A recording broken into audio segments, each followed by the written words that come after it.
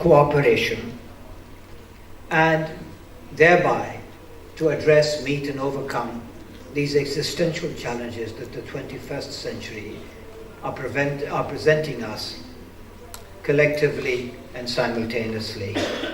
No single issue, difference or dispute should abort the attempt to realize these possibilities for better understanding and cooperation in order to meet these challenges. Otherwise, this region as a whole faces inevitable disaster. Despite this, we have to come back and start from where we are, recognize the reality from where we start. And in this respect, I would like to approvingly quote the President of Azad Jammu and Kashmir, Sardar Masood Khan, who rightly observes in his introduction to the book that confidence-building measures should not become a device to inundate the India-Pakistan agenda at the expense of the core issue of Jammu and Kashmir. I agree with that remark. However, the existential challenges facing India and Pakistan, and I'm particularly concerned with my own country, Pakistan, these challenges, these difficulties, the differences can only be addressed within the context of overcoming these huge existential challenges. In other words, the agenda of India and Pakistan must never ever turn a blind eye to the imperatives of the Kashmir issue while addressing itself to the existential challenges that face both our countries, which in turn require a degree of bilateral and regional cooperation. These balances have to be kept in mind. The so-called back-channel efforts of 2004 and 6 may be said to have been an effort in this direction, while not ignoring fundamental core issues which absolutely must be addressed, recognizing the need to develop a working relationship and thereby bring about a climate within which long-standing issues can be more effectively addressed. These back-channel talks had their limitations and were open to valid criticisms, particularly with regard to modalities that did not allow for Kashmiri participation. And that is a difficult one, because of India's position that Kashmir is an integral part of India. It will not permit talks with India to include Kashmiris formally, but it is possible within a climate of mutual understanding and long-standing strategy to devise modalities whereby you can have a series of bilateral meetings, including with the representatives of Jammu and Kashmir, which together constitute a trilateral dialogue process, even though the modality for each aspect of it would be bilateral in nature. But you need the political will to do that. It is not beyond the wit of diplomats to devise these modalities and mechanisms, provided the climate of opinion and the will exists. Nevertheless, these back-channel talks did constitute a major confidence-building measure, which, whenever it is possible, do need to be revisited, not in the sense that take up from where they left off, but seeing whether an improved effort, maybe with an improved modality, maybe not so, as I once referred to these talks as meetings and reaching understandings 20,000 leagues under the sea, in a submarine. But that submarine would have very great difficulty in surfacing with these understandings unless public opinion had already been prepared, because otherwise it would be shot at from all sides, from India, from Pakistan and the Kashmiri side. So these efforts can only really bear fruit within the context of a public opinion that is being better informed and educated about realities, possibilities, and limitations. Back channel talks are suited really to troubleshooting. That is, addressing specific problems that have brought negotiations in more regular channels to a temporary halt. Thereby you devise mechanisms, have personnel who have access to the decision makers and have experience of diplomacy to fix their attention and come up with new ideas to overcome those obstacles. That's troubleshooting. I don't think back channel talks should ever seek to replace the modality of regular negotiating channels, because they cause far more difficulties than they resolve. However, it still has to be said that if there's ever going to be progress towards resolving the core issues between India and Pakistan, it is probably going to have to be along the lines of the understandings that were reached in the back channel talks, because that is what reality has laid down. Kinetic policies, zero-sum policies will not work towards Pakistan's advantage. Pakistan is the smaller country, a large country, powerful country, colossal potential.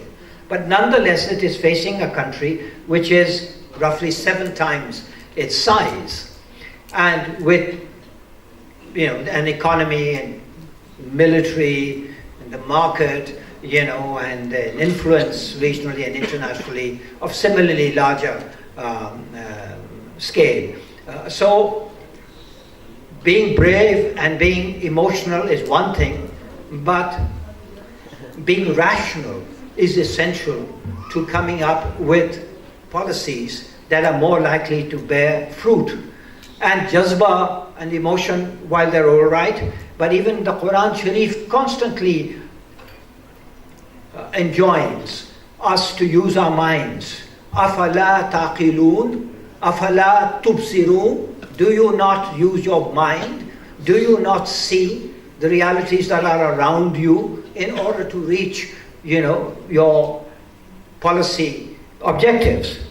So, now, having said this, it must equally be stressed that the Kashmiri people who are engaged in an armed freedom struggle against oppression and the forcible denial of their internationally recognized human and political rights are entitled by international law to pursue this armed struggle, and are equally entitled to solicit and receive armed assistance for their armed resistance to alter a situation brought about by the illegal use of force against them. However, what is legal and what is feasible have both got to be studied. Having a right does not guarantee that that particular option is efficient in terms of the results that you want to bring about. You have to look at reality. You have to use your mind, your aql, and your information.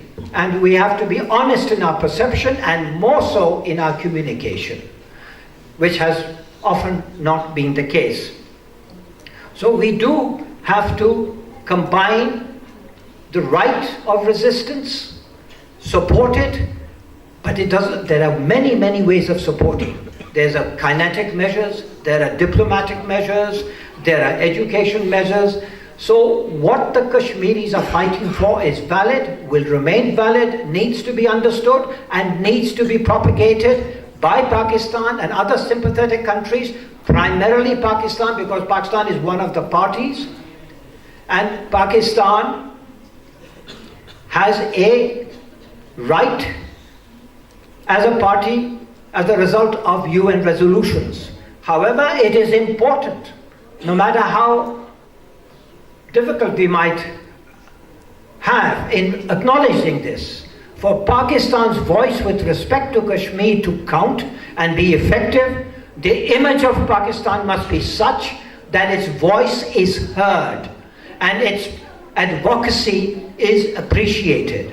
What often happens is nobody challenges the arguments of Pakistan. What comes in the way, unfortunately, is the image that Pakistan projects, and therefore turns out to be, unfortunately, despite its by and large valid arguments, to be an inefficient advocate of a cause that is beyond reproach and beyond criticism. Hopefully, in our efforts to create a Naya Pakistan, we will overcome this image disadvantage which is there. We may argue against it amongst ourselves as much as we like.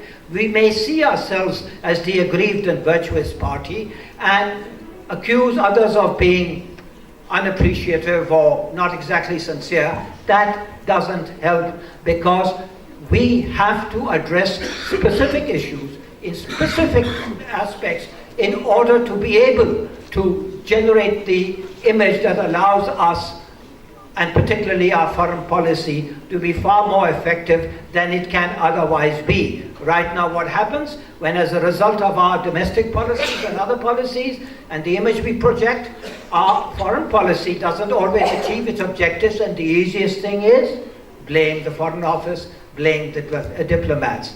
This is not an honest enterprise. Sure, every service can be improved, the foreign service in Pakistan can be improved, but it is not responsible for the systematic foreign policy failures that have been the lot of Pakistan. That is because of the quality of governance that we have and the failure to address factors that result in that quality of governance. These are major fundamental problems, and this was the essence of the campaign of the government that is now in office, or the party that is now in office. This particular effort will have to be continued. So, CBMs, you need a climate of opinion and understanding and a long-term policy perspective for CBMs to play their role in creating an atmosphere in which tough issues, core issues can be addressed. And it is also through CBMs that the longer term policies can become effective. Up to now, with regard to India, with regard to Kashmir, and generally with regard to foreign policy, over 70 years, we have been following a systematic accumulation of short-term policies, which do not add up to a long-term policy. Because without having a longer-term policy, policy perspective, your short-term policies towards any issue, including Jammu and Kashmir, lack direction, lack momentum, lack accumulation. We need to learn this, discuss this amongst ourselves frankly, and not shy away from some basic truths merely because they are harsh. Thank you very much.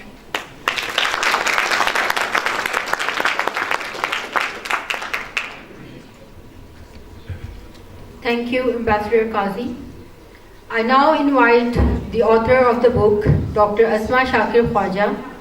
Dr. Khawaja is an assistant professor at the National Defense University, Islamabad, where she has been a faculty member since 2008. Dr. Asma received her doctorate in South Asian Studies from the Institute of South Asian Studies, Martin Luther University, Halle-Wittenberg, Germany. Over to you, ma'am.